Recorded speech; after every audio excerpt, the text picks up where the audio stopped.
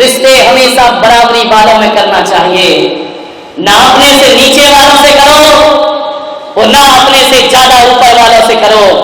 ऊपर वालों से करोगे तो तुम्हें नजरें झुका के जीना पड़ेगा, और नीचे वालों से करो तो थोड़ा क्या मिल जाता है, वो बहू अपने आंखें से बाहर हो जाया करती है। जिसने कभी जिंदगी में पैसा नहीं देखा, थोड़ा बहुत मिल जाता है तो वह इंसानियत की हत्या कर दिया करती है।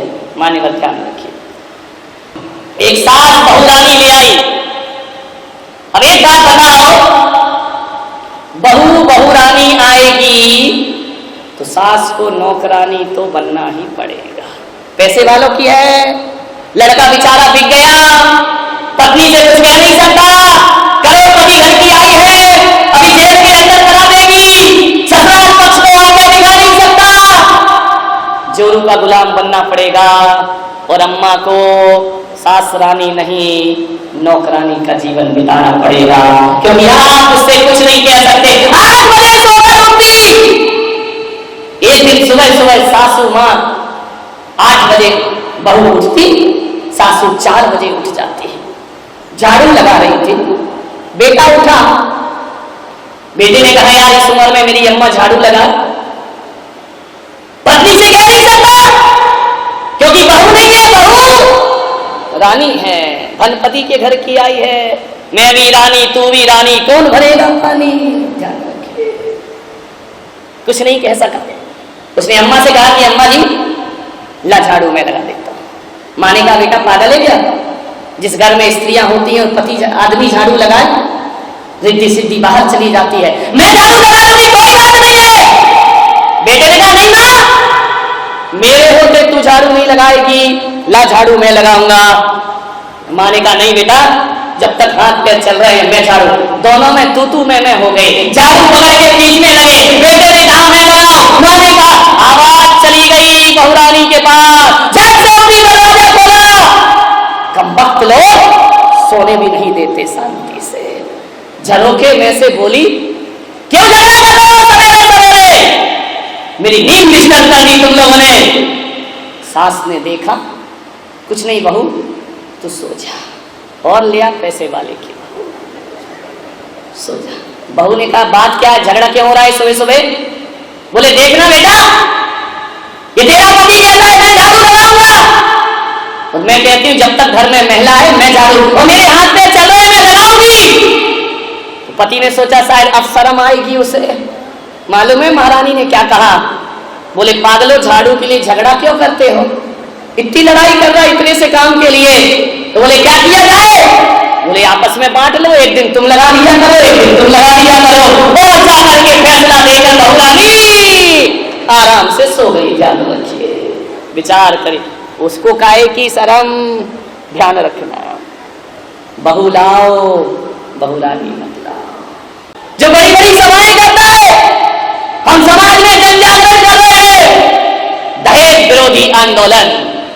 जब उसके बेटे की शादी होती है, लड़की देखने जाता है, और लड़की वाले जब पूछते हैं कि भाई साहब कोई रिश्ता पक्का समझूं, नहीं रिश्ता तो पक्का है, थोड़ा सा क्या है कि ये लड़की पैर फेंक कर चलती है। तो लड़की के बाप ने कहा पैर फेंक कर चलती तो मैं क्या करूं। बोले ऐसा करो भाई साहब 5 लाख रुपए और ले लेना। अरे दहेज विरोधी आंदोलन, मैंने दुनिया में दहेज के विरोध में जंजाल, मैं दहेज नहीं लेता हूं। अरे भाई साहब चलता है बात 5 लाख रुपए आओ ले लीजिए। उसने कहा हाँ यार बात तो ये है, पैर कौन देखता है, सोचो 5 लाख में लड़की का पैर सही हो गया तो फिर रिश्ता पक्का समझे। अरे नहीं बस लड़की थोड़ा सा बात करते समय तिरछा सा देखती है। बोले भाई साहब 5 लाख और प्लस कर लीजिए। अरे 8 लाख कौन देखता है भाई साहब, हम तो दहेज लेते नहीं है, कोई बात नहीं है। बोले लड़की थोड़ा बोलने में हकलाती है, 5 लाख और बोली लग रही है लड़के की। ध्यान रखिए, बिक रहा है लड़का, सौदेबाजी हुए हैं। आप विचार तो करिए। देखो भाई साहब दहेज के तो हम सख्त खिलाफ हैं, लेकिन क्या करें, आप यदि चाहते हो आपकी बेटी नाजों से पली है।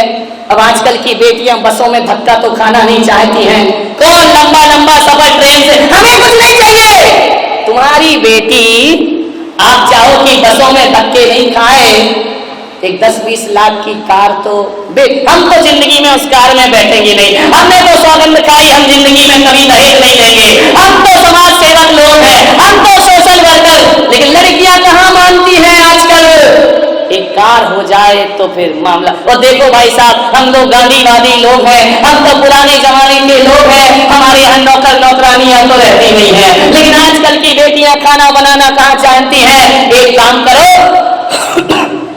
नौकरानी लगेगी थोड़ा बहुत बच्ची की खुशी के लिए। और आजकल भाई साहब आप तो जानते हैं, ये बच्चियां भूखी रह जाएं लेकिन डायमंड सेट पहने बिना नहीं रहती हैं। अब आप क्या चाहते हो कि आपकी बेटी बिना आभूषण के दिखाई दे? भरी समाज में हमें जाना पड़ता है, एक आध डायमंड सेट हमें नहीं चाहिए। बात तेरे की आदमी की जिंदगी मुंह में राम बगल में छुरी, कितनी स्टाइल से मांगता है। नुमाइश हो रही है लड़की की, लड़की देखने जाते हैं,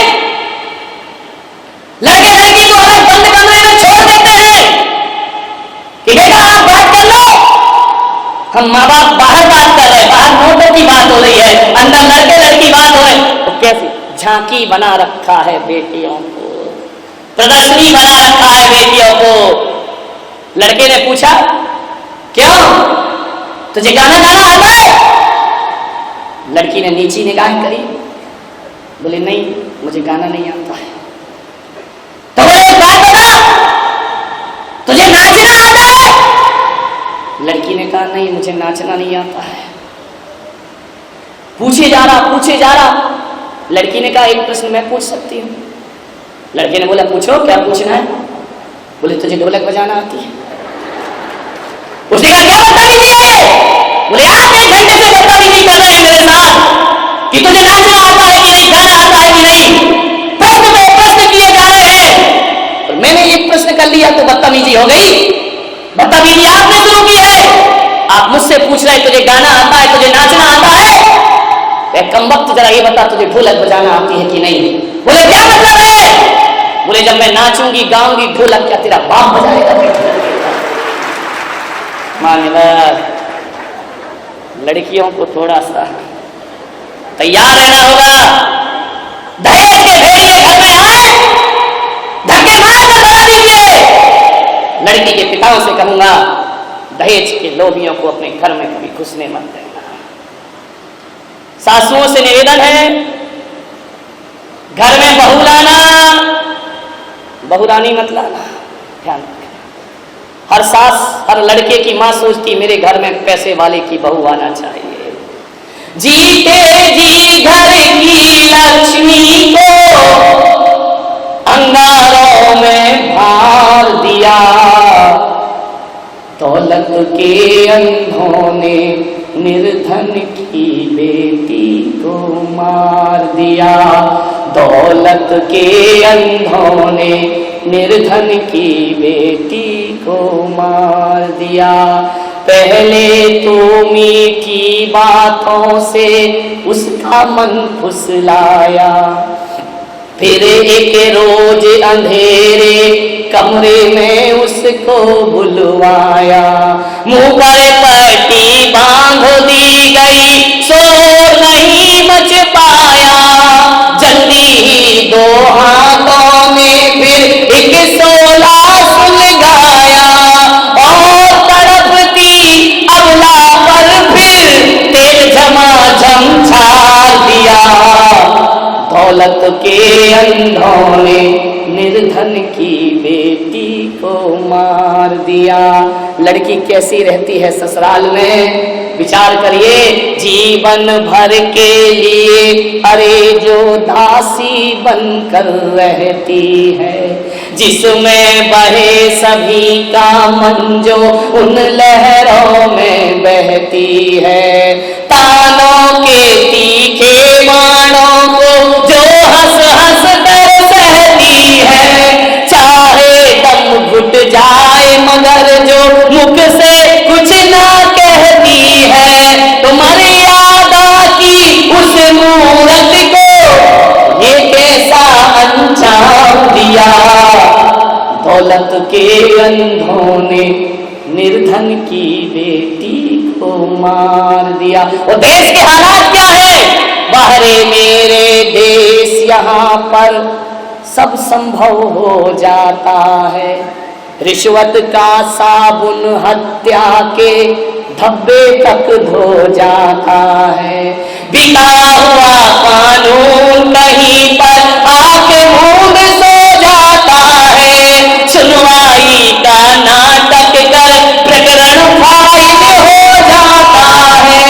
देखो नारी को दुनिया ने क्या अच्छा सम्मान दिया। दौलत के अंधों ने निर्धन की बेटी को मार दिया।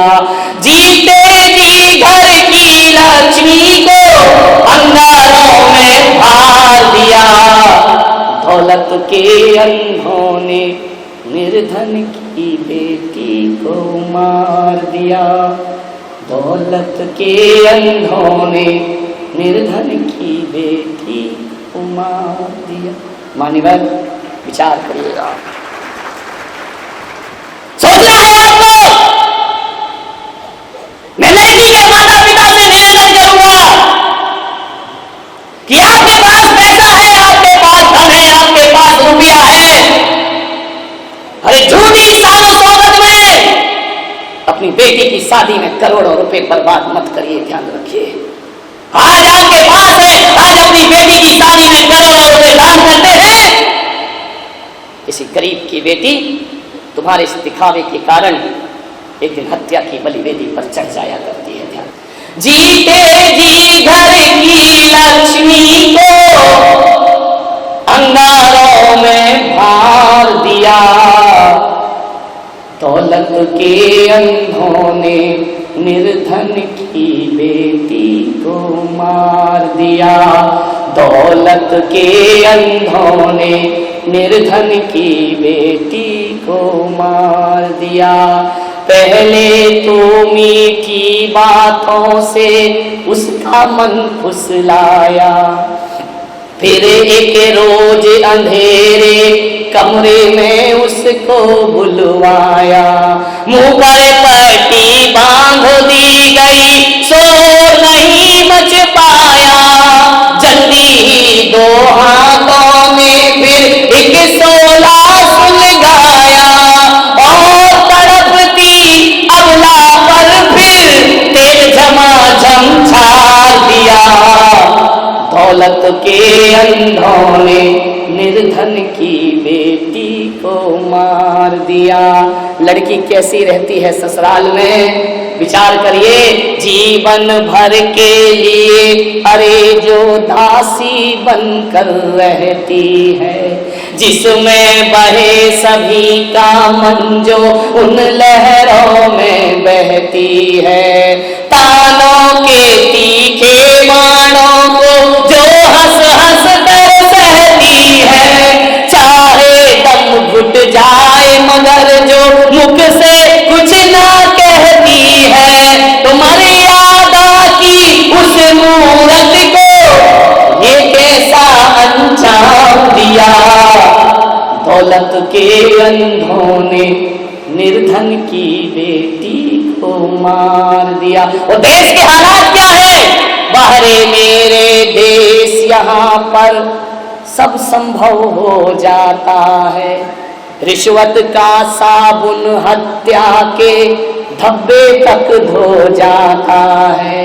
बिका हुआ कानून कहीं पर आके मुंह में सो जाता है। सुनवाई का नाटक कर प्रकरण फाइल हो जाता है।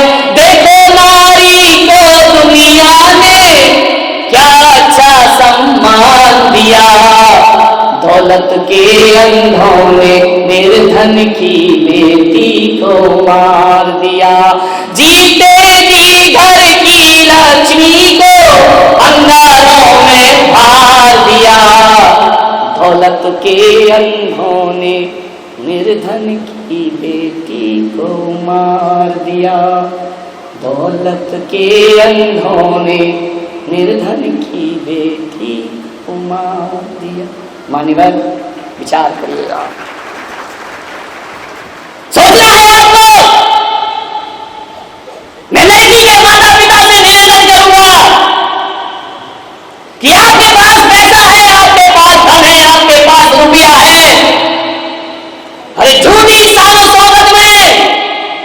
अपनी बेटी की शादी में करोड़ों रुपए बर्बाद मत करिए, ध्यान रखिए। आज आपके पास है, आज अपनी बेटी की शादी में करोड़ों रुपए दान करते हैं, किसी गरीब की बेटी तुम्हारे इस दिखावे के कारण एक दिन हत्या की बलिवेदी पर चढ़ जाया करती है, ध्यान रखिए। सादगी से शादी होना चाहिए। एक बात ध्यान रखिए, शास्त्रों में 4 दान बोले गए हैं। आहार दान बोला, औषधि दान बोला, अभय दान बोला है, और ज्ञान दान बोला है। एक दान और ग्रस्त का बनता है जिसे मैं कन्या दान कह करके बुलाया करता हूं। कन्या से बड़ा दान दुनिया में कोई नहीं होता है। ना जाने क्या परंपरा है इस देश की कि जो व्यक्ति करेंसी का दान करता है, अरे कागज के टुकड़ों का दान करो तो उसका सम्मान होता है, उसे माला पहनाई जाती है, उसे पगड़ी पहनाई जाती है। कागज का टुकड़ा दिया जाता है, उसके बड़े गुणगान किए जाते हैं। कागज के टुकड़ा दान करने वाले का इस देश में सम्मान होता है। वो जो बाप दिल का टुकड़ा दान करता है उसका अपमान क्यों होता है? अरे बेटी उसके दिल का टुकड़ा है, बेटी उसके जिगर का टुकड़ा है, अपने खून का दान करता है, फिर उसका सम्मान क्यों नहीं होता?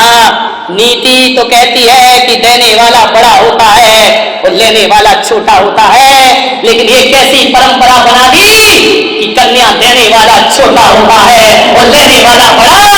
याद रखिए, तोड़िए परंपराएं, ये दकियानुसी रीति रिवाज, रस्म रिवाज।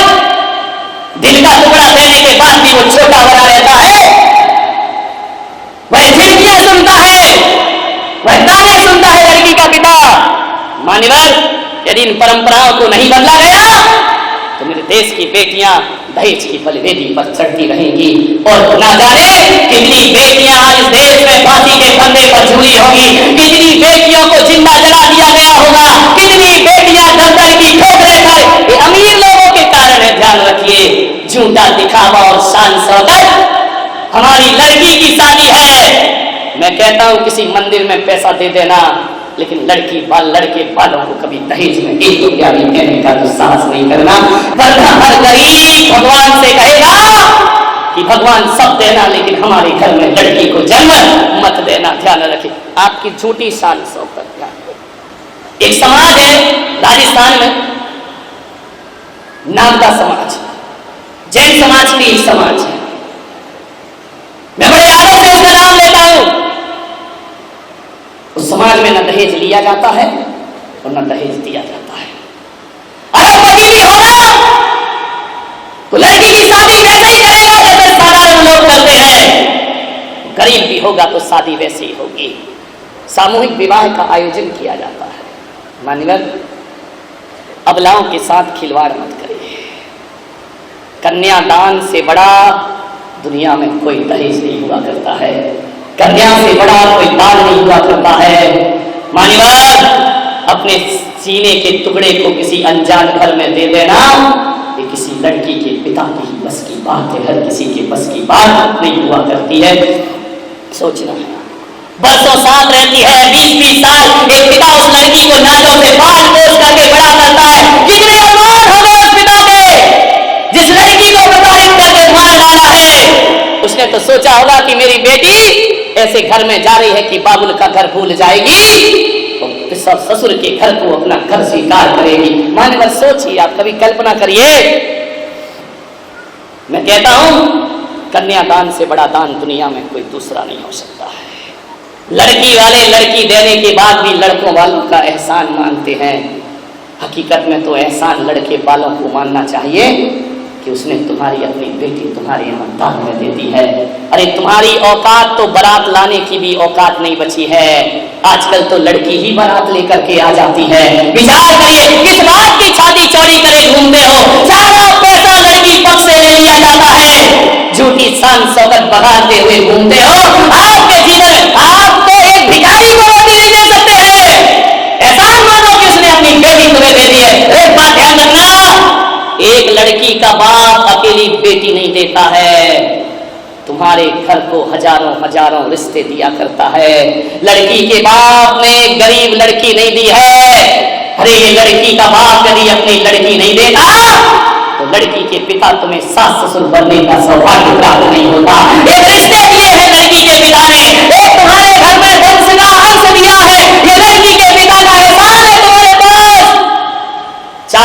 मामी नानी कहलाने का सौभाग्य एक लड़की का पिता देता है, और तुम्हारी औलाद को बाप बनने का सौभाग्य एक लड़की के बाप ने तुम्हें प्रदान किया है। ध्यान रखिए, वरना ऐसे ही घूमते रहते एक लड़की 1000 रिश्ते लेकर के आती है, तुम्हारे घर में लक्ष्मी बनकर आई है, जब शादी होकर बेटी आती है तो आरती उतारते हो और चंद रुपयों की खातिर उसे चिताओं में जला के खाक भी कर दिया करते हो। मान्यवर, बोल दुनिया के रसीले हो गए, अब ये क्यों अंदाज कटीले हो गए। एक गुर्दा बिक गया तो क्या हुआ, हाँ तो लड़की के पीले हो गए। क्या अपने तन का गुर्दा बेच करके लड़की के हाथ पीले करना पड़ते हैं। लड़की के पिताओं से मैं कहूंगा, क्या करोगे ऐसे समाज का जिसकी नजर तुम्हारी दौलत पर हो। ऐसे नपुंसक और निकम्मे धमालों से तुम्हें क्या मिलेगा। जो अपने सास ससुर की दौलत पर निगाह रखते हैं, मैं कहता हूं ऐसे लड़के, नौजवानों तुमसे मेरा आह्वान है, यदि कमा के खिलाने की औकात ना हो तो शादी करने का त्याग कर देना चाहिए, लेकिन सास ससुर की दौलत पर नजर नहीं रखना चाहिए। दूसरे की कमाई हुई दौलत पर नजर रखते हो, लड़की भी लेते हो, दहेज भी लेते हो, शादी करने का इतना शौक है, इन भुजाओं में कमाने की ताकत भी पैदा करो। और ध्यान रखिए, कोई सास ससुर दौलत दे रहा हो तो कह देना, पिताजी हमें इस घर से लड़की चाहिए, हमें दौलत की कोई जरूरत नहीं। एक संस्कारिक बेटी चाहिए जो हमारे घर को स्वर्ग बना दे। क्या ख्वाब देखते हो, मेरा बेटा डॉक्टर है, इतना पैसा तो लेना ही पड़ेगा, मेरा बेटा इंजीनियर है, उसकी पढ़ाई में इतना पैसा लगा है। एक आदमी को मैं जानता हूं, उसके बेटा डॉक्टर था, वह लड़की देखने गई, जाकर के मालूम है लड़की वालों से क्या कहती है, लड़की तो सुंदर है, सब कुछ है, आओ थोड़ा लेन देन की बात कर लेते हैं। लड़की के बाप ने कहा कि बेटा डॉक्टर है और लेन देन की बात कर रही हो। बोले देखो भाई साहब, पैसा तो खर्च होता है ना, बच्चे को हमने पढ़ाया लिखाया, इतनी ट्यूशन दी, MBBS कराया, पैसा तो लिया होगा ना। अरे ऐसी लिस्ट पकड़ा रही है, इतने के कपड़े पहनाए, इतने का खर्चा हुआ, ये ट्यूशन में खर्च हुआ, ये डॉक्टर को पढ़ाई की उसका खर्च हुआ, इस बच्चे पर इतना खर्च हुआ, बाहर रहकर पढ़ा इतना खर्च हुआ, ऐसी लिस्ट दे रही है। मैंने कहा ऐसा लग रहा है कि बच्चा इसकी कोख से पैदा नहीं हुआ, किसी म्यूनिसिपालिटी के कचरे घर से जैसे बच्चे को उठा कर लाई हो। इतना कीमत लगा रही है अपने बच्चे की, अपने बच्चे की पढ़ाई की कीमत लगा रही है, वो लिस्ट बना रही है। तेरे की जिंदगी। मानवर, एक कसाई तो जानवर का मांस काट कर बेचता है, जो माँ बाप बेटे का दहेज लेते हैं ना, वो जीते जी अपने बेटे का मांस बेचा करते हैं, अपने बेटे का व्यापार दूल्हे बिक रहे हैं इस देश में, अपने लड़के को बेच लिया। इतने नखरे हैं तुम्हारे। एक दहेज विरोधी आंदोलन का अध्यक्ष